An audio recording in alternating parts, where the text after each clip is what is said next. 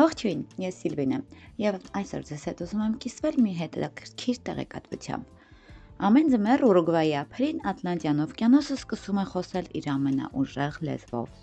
Ուժեղ ալիքները, քամին եւ անվերջ շարժումը խառնում են ծովի մակերեսը ջրի մեջ ներգրավելով օդ, աղ եւ բնական մասնիկներ։ Այդ շարժման արդյունքում ձևավորվում է թեթև, սպիտակ փրփուր, որը ծածկում է օվկիանոսի մակերեսը։ Երբ քամին ուժեղանում է, այդ փրփուրը տարածվում է քաղաքի վրա, եւ պատուհանից նայելիս թվում է, թե ձյան փաթիլներ են երկնքից թափվում, ինչը շատ գեղեցիկ երևույթ է Ուրուգվայի համար, հաշվի առնելով, որ այստեղ չկա ձյուն։ Այդ փրփուրը պարզապես ջուր չէ, դա օվկիանոսի շունչն է, նրա կենդանի ուժը, որը տեսանելի է դառնում հենց այդ պահերին։